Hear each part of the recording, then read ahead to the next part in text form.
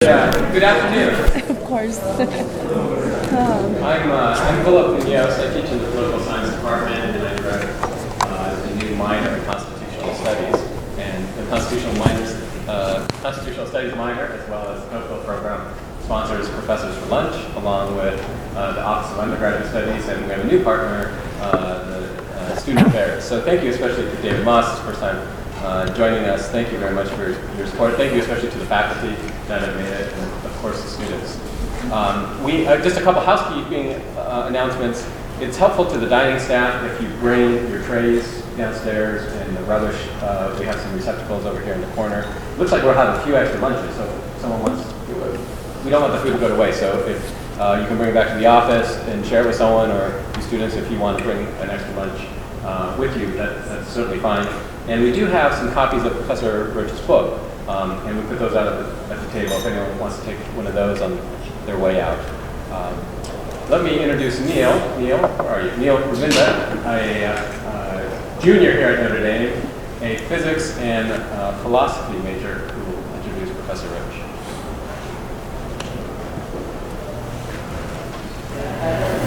Hello. Mark Roche is the Reverend Edmund P. Joyce, CSC Professor of German Language and Literature and concurrent Professor of Philosophy at Notre Dame. And from 1997 to 2008, he served as the I.A. O'Shaughnessy Dean of the College of Arts and Letters. Dr. Roche is known as one of Notre Dame's best teachers. In 2006, he received a Canaan Award for Excellence in Undergraduate Teaching. He offers courses in German language, literature, and culture, in intellectual history, in philosophy, and in film. Dr. Roche is also a prolific scholar. He's the author of 7 books. His 2 most recent are Why Choose the Liberal Arts, which received the 2012 Frederick W. Ness Book Award from the Association of American Colleges and Universities, and Why Literature Matters in the 21st Century, which was chosen as an outstanding academic title by Choice magazine. Dr. Roche received a bachelor's degree in the history of ideas from Williams College and a doctorate in German literature from Princeton University. Please join me in welcoming to the podium Dr. Mark Roche. Thank you, Neil.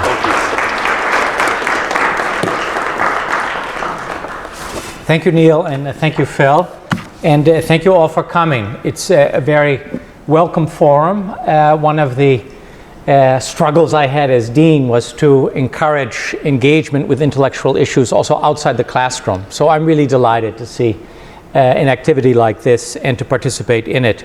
I'll try to be brief. I was asked to talk for 20 to 30 minutes, but I'm giving 2 talks in the next 10 days on other campuses on unrelated topics, so I don't know if I've been focused enough to be brief. There's this nice story that Woodrow Wilson was asked to give a 1-hour talk a week hence, and he said, no, I would need 2 weeks to prepare. And the organizer said, well, how about you just speak for 30 minutes? Well, for 30 minutes, I'd need 4 weeks to prepare. And the organizer reflected and said, well, what about 2 hours? I'm ready right now. I want to talk a little bit about the book that Phil showed you. And I'll first tell you why I wrote the book and then give you some of the main arguments of the book. There were 3 immediate catalysts for my writing the book. The first is that while I was dean, we saw a high number of business majors at Notre Dame, and we used a number of strategies to reduce the number of business majors, and in fact they dropped for 10 straight semesters. They're now back up again, but the book developed out of the story I was telling arts and sciences students and their parents about the fact that if you major in the liberal arts, you don't have to worry about getting a job. You can still get a job. The second reason was that even though I wanted to support the idea of a liberal arts education as leading to a career, I was disappointed that most of the discussions of a liberal arts education were being reduced to this merely practical end. College was not viewed as an end in itself with that first rationale. And the national debate on undergraduate education is almost exclusively about career preparation. Even President Obama, who took liberal arts courses, talks about education as serving jobs and really nothing else. Then there are surveys of first-year students that have been going on for generations. And a generation ago, the highest priority of entering college students was to develop a meaningful philosophy of life. By far, the most prominent goal of students today is to be very well off financially. So they are thinking in these terms, and it's not only an American phenomenon. The turn to the practical is also international. I can recall being in China with Father Jenkins and some other administrators trying to engage opportunities for our students in China. And we were at a higher education park in Suzhou outside Shanghai. And there was a model of the park, and the guide told us about all of the different independent technology ventures and cooperative science and technology programs with American and European universities. And I said, well, do you have any humanities programs? And the guide said, oh yes, we have several MBA programs. Third was my concern that college used to be also about developing students morally.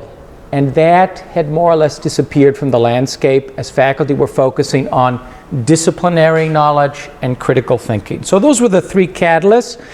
Along the way, I expanded the book some, so it would also appeal to faculty members and administrators and to students not majoring in the liberal arts, but in other fields who had to take some courses in the liberal arts, so they could see the rationale for that. And I also tried to make it more personal. I received wonderful criticism from Vittorio Hussler and then my successor as Dean, John McGreevy, who said, put your own story into the book. You went to a liberal arts college, you studied abroad, you ran a liberal arts college.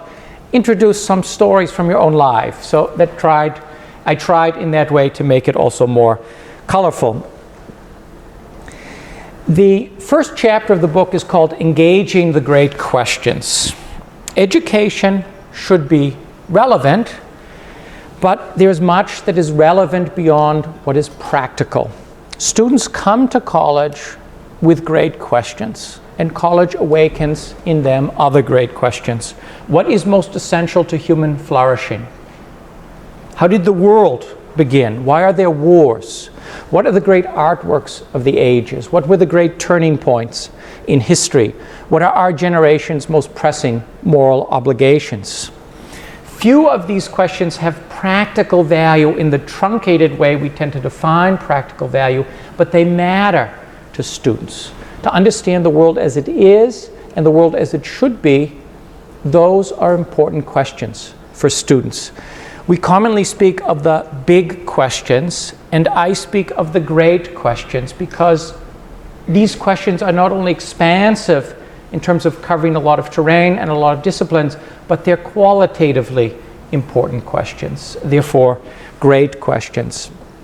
And college is an opportunity to engage these questions in a way that is different than most of the years that await you. You will be engaged in a lot of busyness in the rest of your life, and college is an oasis of difference. We shouldn't be ashamed of that. It's an opportunity to withdraw from the world and reflect on the past as much as the present, on other nations as much as your own. To be concerned not with the everyday, but with what is transcendent. If we don't engage such alternatives, we have difficulties criticizing what is here today.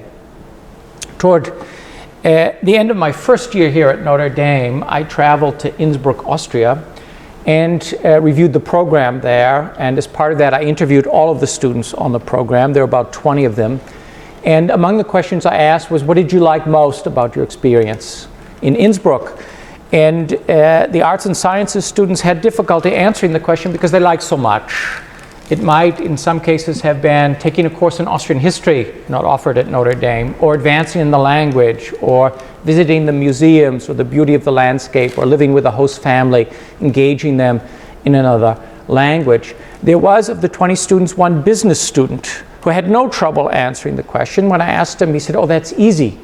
Being around all the arts and sciences students, they're so interesting.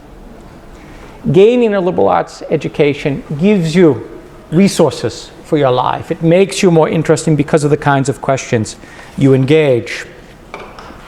When education is reduced to the merely practical, how do I get to a certain goal, then higher order questions are eclipsed.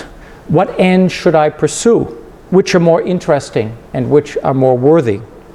There's a contemporary tendency to reduce what is valuable or worthy to what is useful. But the useful is useful only insofar as it serves other ends. What is or should be even more valuable than the useful is what's valued as an end in itself. That is, what is often passed off as useless.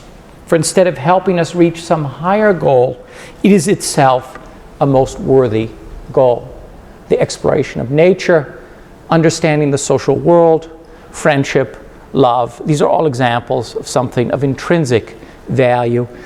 When Father Jenkins, in his inaugural address, spoke of Notre Dame as a Catholic university, the first point he made is that knowledge is the human capacity that most resembles the divine. And therefore, when we engage knowledge as a good in itself, we are engaging in a religious activity. Knowledge should be pursued for its own sake. Humankind is made in God's likeness insofar as we have an intellect by which we know and understand, and therefore pursuing thought as an end in itself is really the most divine-like activity we can engage in. And so this intrinsic value is related to our distinctive Catholic mission. The second chapter is about cultivating practical and intellectual virtues. Some goods have not only intrinsic value, but they also serve other ends, and a liberal arts education is one. And in this section, I talk about the practical value of a liberal arts education. It's what appeals in many ways most to your parents, in some cases to you also. I spend a lot of time on communication. There's a publication, Job Outlook, that surveys the employers who hire on college campuses, and year after year after year, for over a decade, communication skills are the most desired capacity among graduating seniors. As you enter the business field and move up the corporate ladder, you need to speak to people who are doing things that you don't even fully understand. You need to be able to communicate with them, understand what it is that they're doing, and as you move even higher, you need to find the right words to inspire people. So communication skills are absolutely essential for business. And in Arts and Letters, the college seminar is one of those courses where you develop your communication skills. I see some students here from my college seminar, and I treat the humanities seminar in a similar way, with a 30-minute one-on-one midterm oral exam and a 45-minute one-on-one final oral exam. And the students receive a great deal of feedback about their oral performance also in the classroom. Written communication is also essential. That's not only a matter of writing a lot, but also rewriting, which allows you to sharpen your prose. And there is a recent book, you may have heard about it in the national press, Academically Adrift, where they measured college student learning and related that to the majors those students chose. And it turned out that business students made the least gains in a number of cognitive capacities. And the rationale they give for that is business students are simply not spending enough time studying, specifically studying on their own, reading, thinking, analyzing, writing, and rewriting. A friend of mine who's a Notre Dame French graduate and a Harvard MBA told me that when his firm hires people, he's in investment banking, when his firm hires people, they bring them to his office suite, and they give them a private office, 90 minutes, and a sheet of paper with 5 topics on which they're to develop an essay. And it's a great test of a candidate's thinking abilities and organizational and writing abilities. And it's a great measure, he said, of whether or not someone will be the right hire. And he mentioned that liberal arts graduates tend to excel in this exercise. Liberal arts students also develop critical thinking and problem-solving skills, how to uncover flaws in assumptions and arguments, how to formulate meaningful questions, how to weigh contradictory evidence, how to recognize what is of greater and lesser value. And every business needs to draw on these capacities. Having been exposed to various disciplines, you're also able to have a receptivity to new ideas, to synthesize material from a variety of disciplines, and to organize that information into a meaningful whole. That is absolutely essential for good decision making in any environment. And the breadth you experience also develops certain cultural interpersonal capacities. Engaging another language, another culture, allows you to develop an appreciation for what makes us both common and diverse, and it helps you relate to others. Interpersonal skills are also highly valued in the Job Outlook survey. An eye for complexity and a tolerance for ambiguity are also values cultivated in a liberal arts context.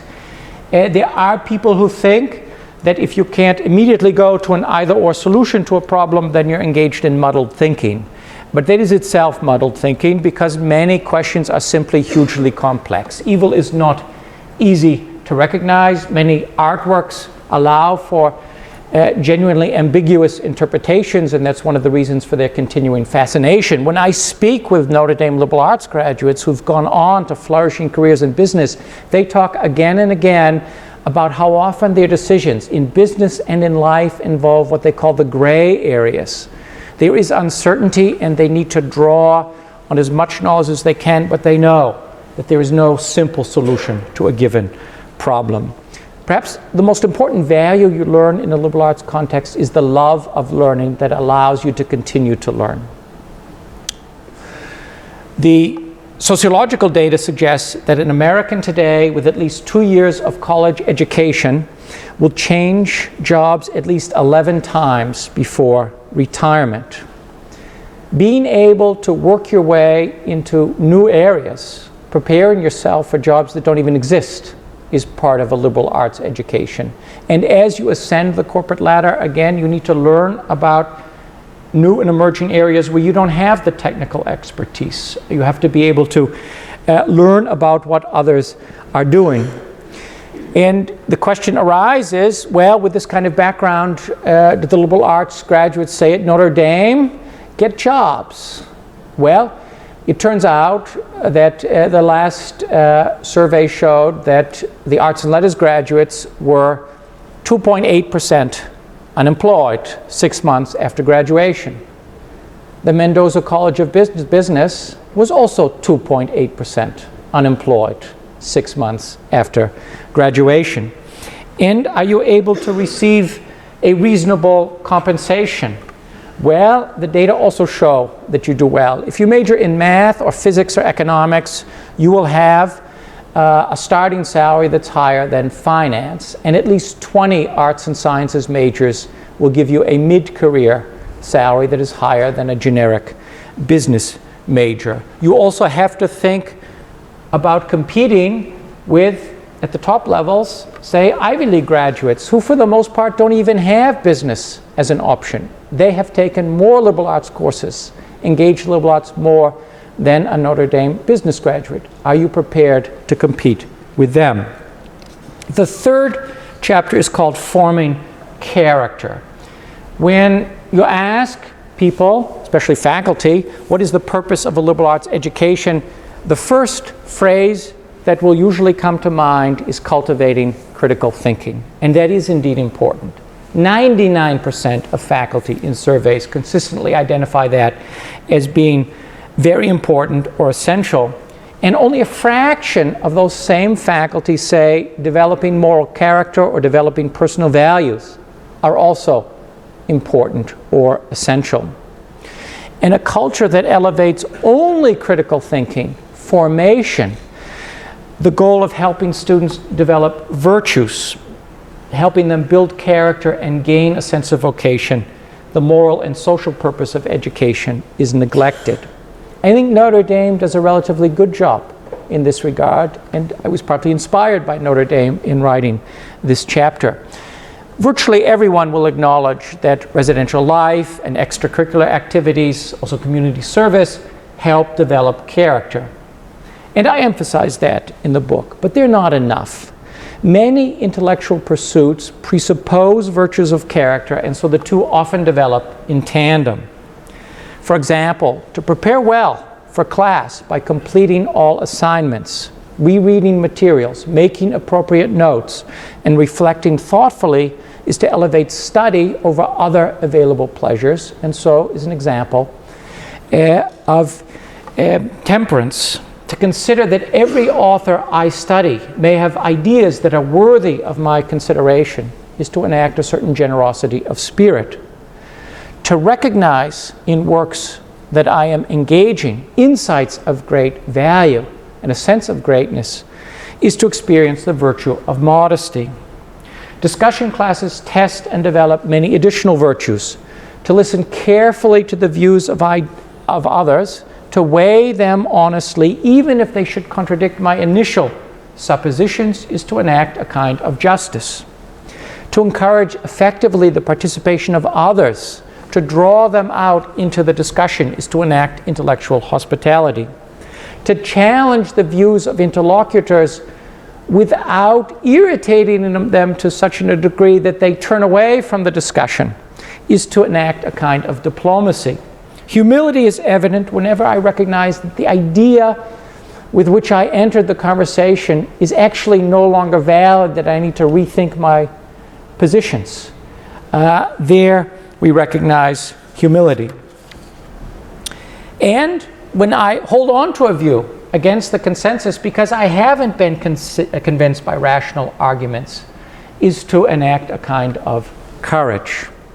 And similarly, if we lack certain character virtues, we will be shielded from truth. Arrogance allows us to think that we already know more than we actually do. Or the fear of criticism makes me hesitant to put my ideas out there to be tested by others. And so my personal value supplants the idea of the search for truth. In Plato's dialogues, we see the way in which ideas relate to life forms. Plato interweaves the criticism of ideas with the evaluation of persons. Individuals who are full of themselves, dogmatic and self-assured, aren't likely to uncover the truth.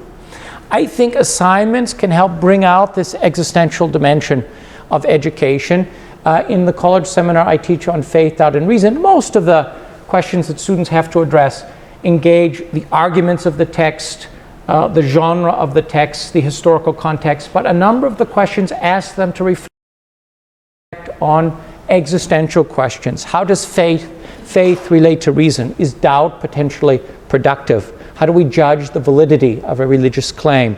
What role does faith play in human relationships? That kind of question allows students to learn from the text and not only about the text. And the answers students give are often less important than the fact that they learn how to ask questions, because that is something they will carry forward with them. And so one exercise of just having them simply formulate questions is itself valuable. The final chapter is called Integrating the Values of the Liberal Arts, and this chapter focuses to some extent on the idea of vocation. I suggest that finding a vocation begins with great questions. In what way does the world as it is differ from the way it should be? What are my capacities and passions? How can I link those two together in order to find a meaningful place for me in the world where I can help to bridge the difference between the world as it is and the world as it should be? A liberal arts education, therefore, helps me discover who I am and how I ought to live my life. The articulation of a higher purpose, the discernment of contemporary problems, the awareness of our own intellectual and moral capacities, and the integration of these realms are well served by the breadth as well as the existential significance of a liberal arts education. What is of greatest value? What are the most pressing challenges of the age? Who am I? What ought I to do with my life? These questions form the core of a liberal arts education. Traditional wisdom on learning principles, such as what you'll find indirectly in Plato's dialogues, For example, that you learn more when you're existentially engaged in the subject, when it means something to you, or that you're actively involved in the learning process. These insights have been substantiated by social scientific research. But social scientific research has also verified the ancient wisdom that a focus on material and other goods beyond a basic level is harmful to the soul. A life focused on intrinsic value, on developing one's capacities and meeting meaningful challenges, exploring ideas, deepening friendships, fostering community, tends to increase one's sense of contentment. The greatest happiness comes from absorbing yourself in some goal outside yourself. We completely lose ourselves in the purpose of our vocation. This is uncannily similar to the loss of self we experience when we're absorbed in reading a great work of literature. Both are characterized by doing something as an end in itself instead of as a means to some other purpose. Of course, this is also one of the more famous definitions of the moral imperative, to treat others as an end in itself and not only as a means. Thank you for your attention.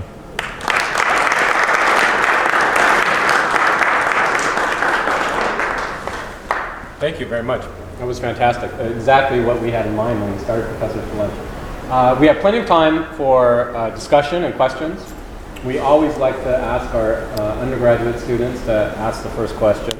I have many in mind if we don't have one from an undergraduate, but please, when you ask the question, stand up, identify yourself, and I'll have you repeat the question. So Sure. Sure. Please, Connor. Professor, thank you. My name is Connor Roth. I'm a sophomore economics major and a constitutional studies minor here.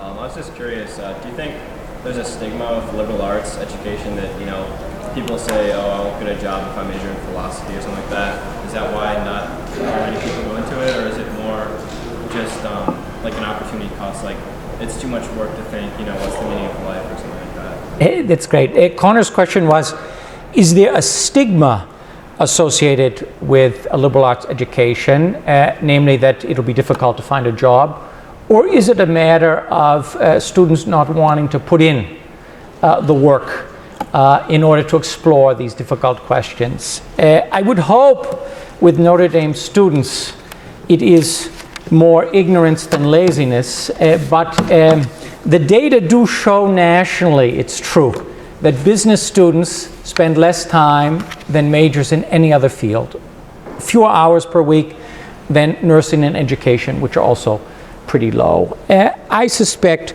both are at play, and the first can be addressed through simple knowledge, that it's not the case that you haven't developed the skills in the long run, and that is the reason why I wrote the book. But the second one is also partly addressed by the book because I am inspiring students to identify with their higher selves, not what is easy, but what is more challenging, and we know that things that are more challenging also bring out more virtues.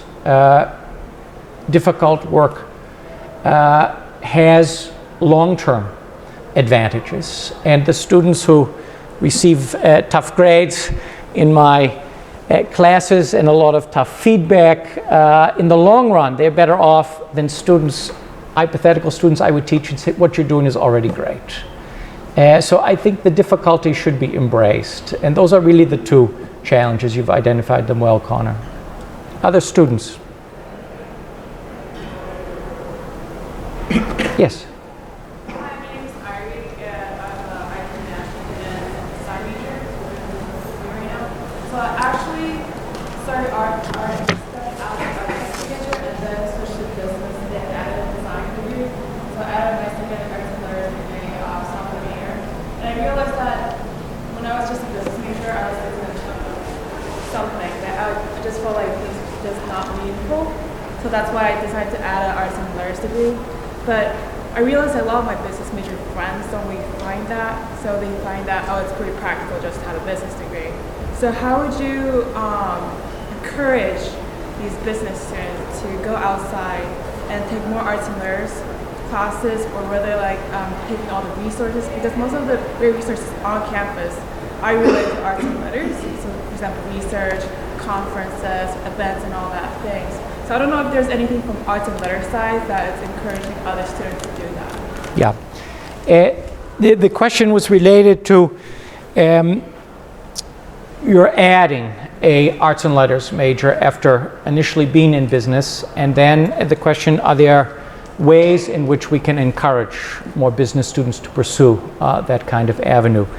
The truth is that about 25% of the majors in business also have a major in arts and letters. But one has to make a distinction between a major in arts and letters and a double degree. Students who do a degree in business and pick up a secondary major, say in history, are fulfilling the requirements for the history major, but they are not fulfilling the requirements that those of you who are majoring in arts and letters as a primary major are also doing. For example, the arts and letters degree students have both art and literature instead of one of them. They have not history and social science, but a third chosen among them. They have the college seminar, they have the language requirement, etc.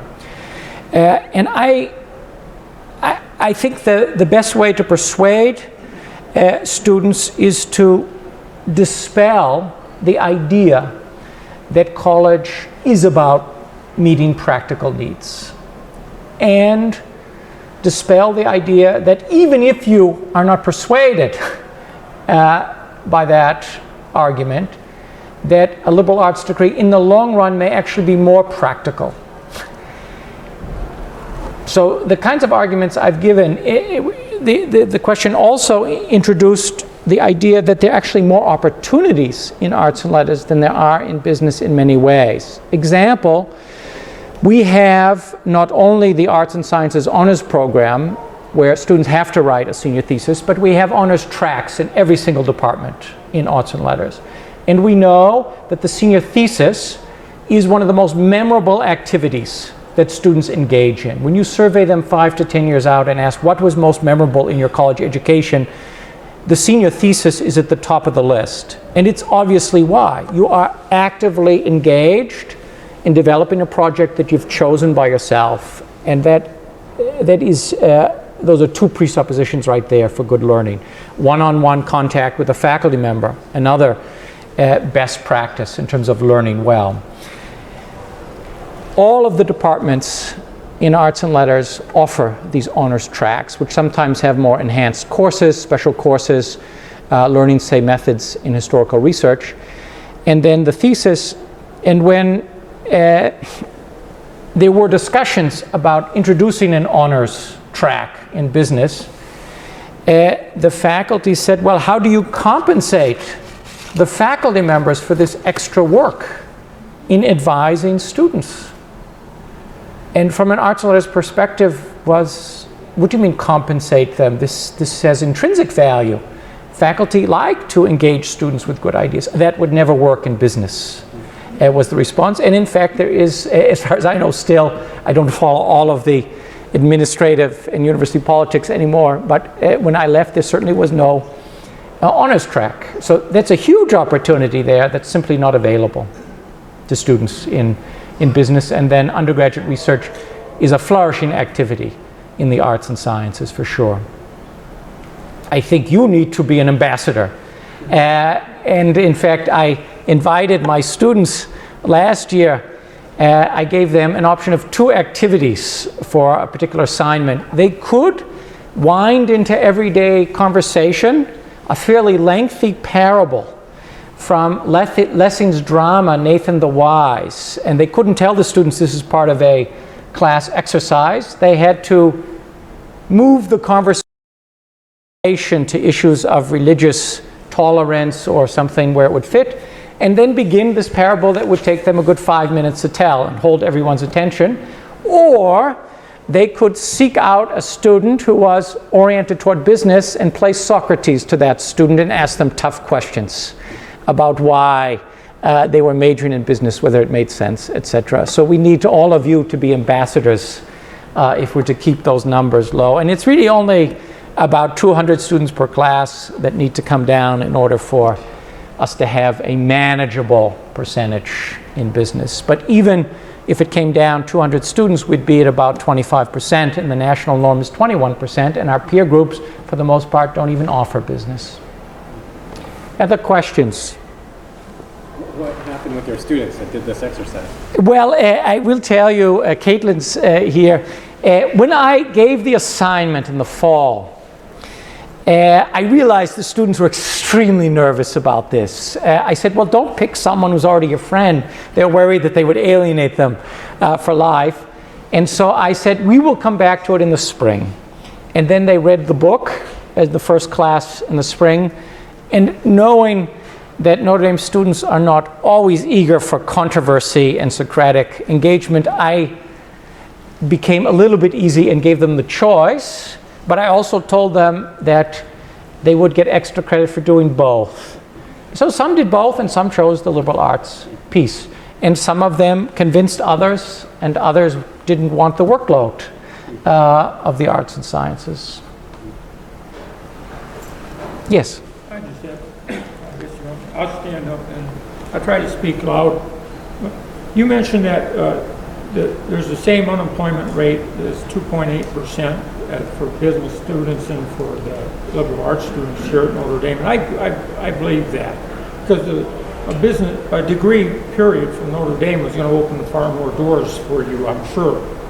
But I'm wondering, would that be the case, though, for your average state school? And my guess is it probably would not be the case, say in Indiana or Michigan or something like that. Yeah, it's a good question. The question is, if you get a Notre Dame degree, you're going to get a job. So it doesn't matter all that much, at least at the outset, what you major in. But what if you're at a modest state school? Does it make a difference? It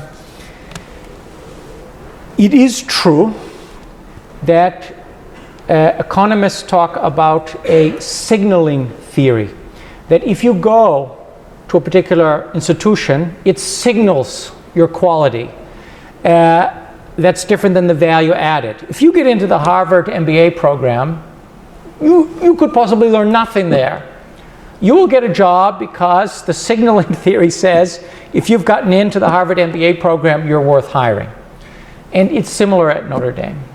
You're probably going to do well no matter what. But the research also shows that the gains made by students who choose the liberal arts are highest for students of color and for students who come from economically difficult circumstances. In other words, some of the students who have not had the high school background in order to get into a top school and then choose to major in the liberal arts will have a more value-added experience by choosing something in the liberal arts as opposed to in business. They will, of course, have a more difficult time getting a job, but anyone from that school will have a more difficult time. So you need to assess your own situation, but I would say the signaling theory suggests that at Notre Dame you don't have to worry. But you have to worry in this sense. If you choose business, are you getting enough liberal arts classes to really flourish in the long term? You'll get something right out of the gate. Now, if you are someone who would have difficulty even passing a writing course, maybe such a person would be much better off choosing a technical track. So you can make distinctions like that. But that person should also have opportunities to engage the great questions. Often we think of colleges only for the privileged, the engagement of great questions only for the privileged. But I'll tell you, for I think now about 15 years, our colleagues in the program of liberal studies have been holding a seminar at the South Bend Center for the Homeless on great books. And I've read the testimonials of those students. They appreciate being respected for their mind and being dealt with as ends and not being told this is what you need to do to get back on your feet. They want a sense of self-respect. They began by showing a clip from Sophocles' Antigone, a film version or a theatrical version, And they said, this is what this play is about. If you're interested, we'll be back Thursday night. And they put on the table a bunch of copies of Sophocles and Antigone, and a group came. And the testimonies I read were from the first class. They felt inspired. They could identify with Socrates and his questions. And so everyone can have a kind of liberal arts experience. You don't have to go to Notre Dame to have it, but you need to seek it out. And I think it is appropriate for everyone to engage those questions. Whether this or that student should major in the liberal arts is a complicated question. You need to deal with it. But the blanket sense you can't get a degree is crazy. There was a study that came out from Georgetown. You might have read about it, got a lot of press. What's a degree worth? It was based on census data. The very question, what's a degree worth, shows really the false mentality. A degree is only, it was about pay. Worth, of course, has more than just pay. So that's the first problem. The intrinsic value of education is completely bracketed. But they also didn't look at the fact that a lot of liberal arts students go on for graduate degrees. Those were completely bracketed. Students go on in law, in medicine, they go on for doctorates, etc. A lot of advanced business degrees, a lot of those students earn well independently of their major because they continue their education. And it's clear that someone who majors in engineering will probably make more than someone who majors in education, but that doesn't mean every single student should go into engineering. It doesn't make any sense. In fact, a very smart engineer might not go to college and earn quite a bit, but that student who majors in education might have had a great value added. So these studies tend to be less persuasive. I would love to see a study, say, of Notre Dame graduates who majored in business and who majored in the liberal arts X number of years out. I have not found such a study. But I have read surveys of students who graduated in the liberal arts and then were surveyed, I think it was 20 years out. What courses would they like to have taken? These are students who went on to business careers. What courses would they like to have had if they could go back to college? Well, at the top of the list were courses like philosophy, art history. They weren't business courses. They realized that that was what meant so much to them. Patrick? I can understand, given all this stuff background in this book and what you were speaking to, in some ways it's oriented to appealing to what liberal arts is used for you.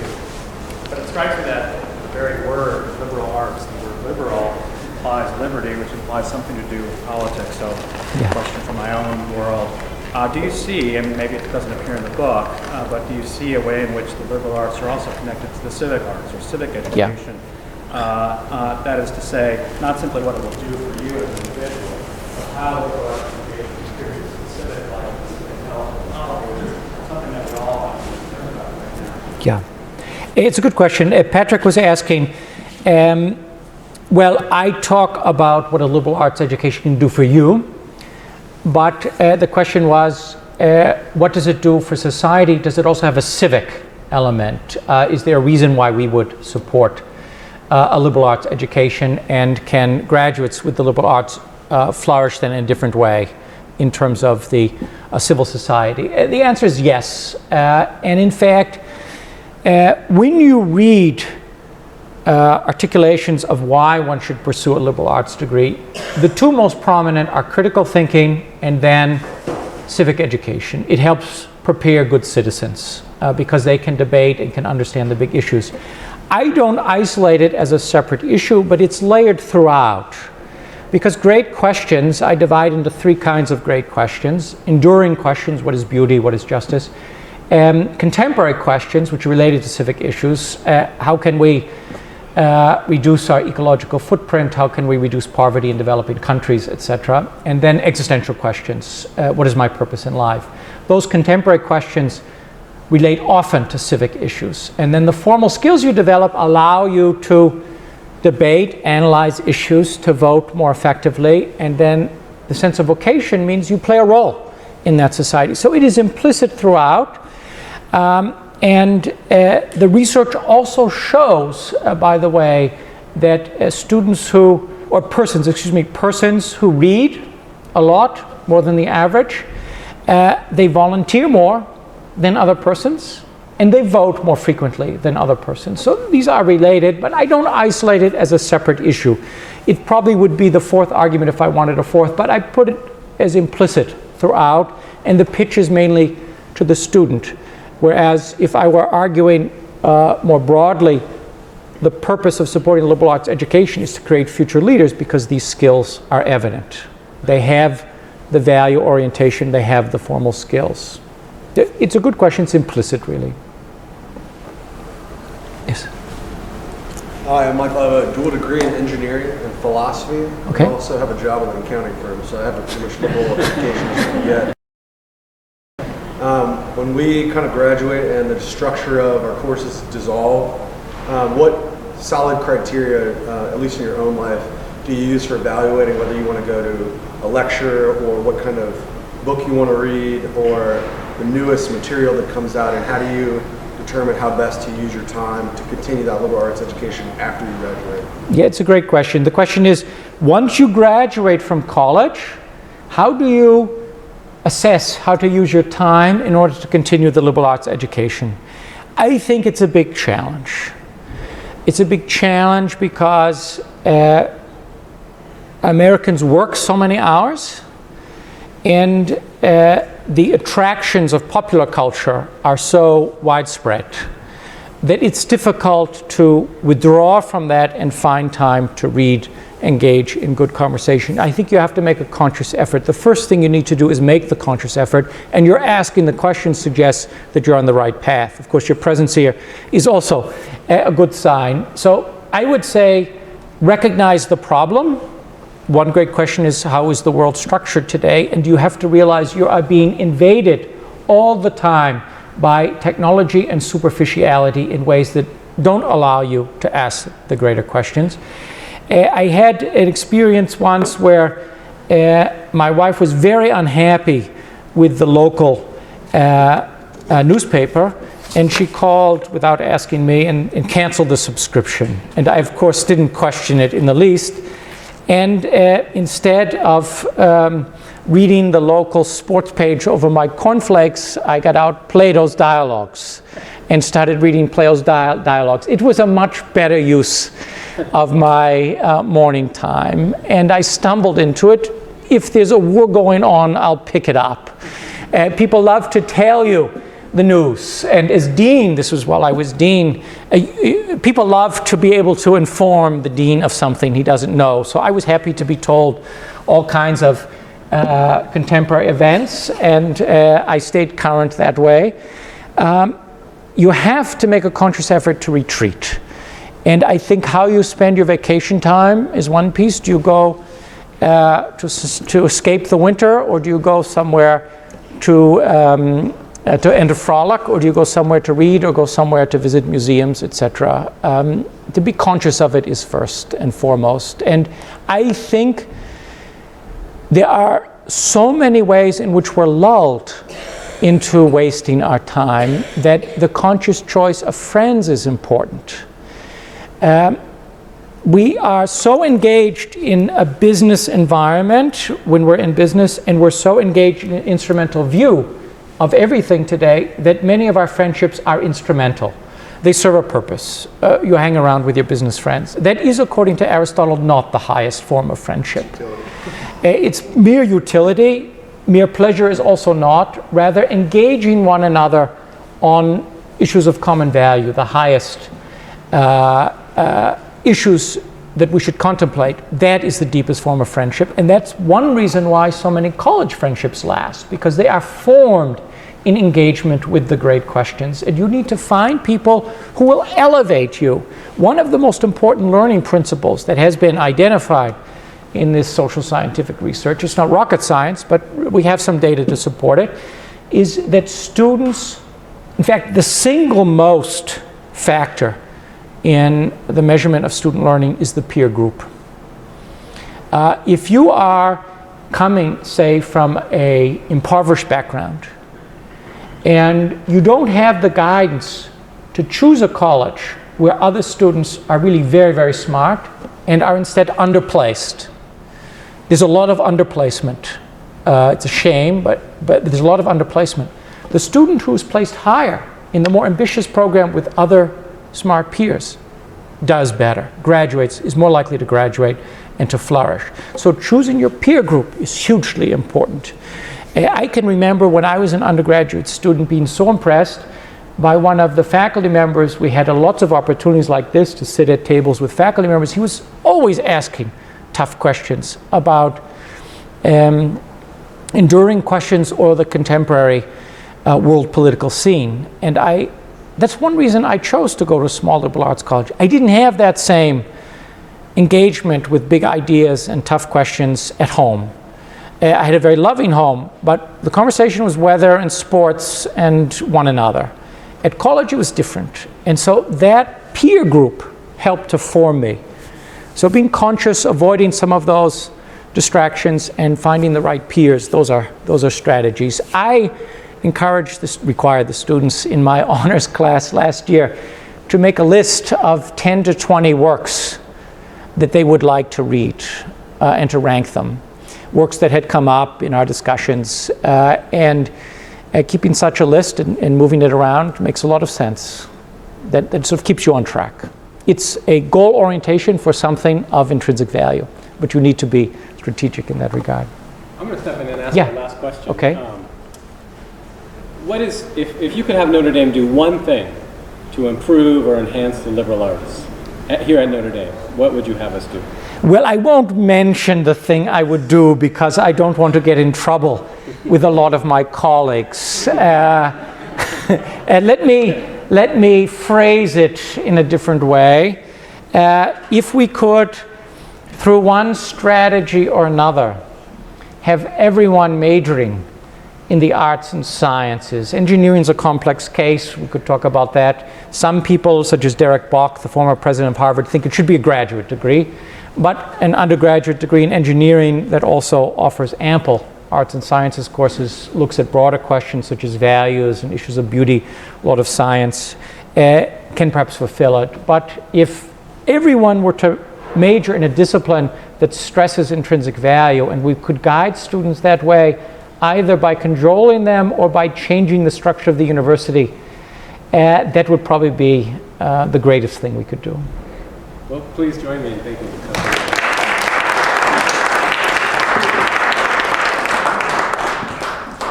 That's fantastic. Thanks. I'm glad it worked. We'll record it. Oh, yeah.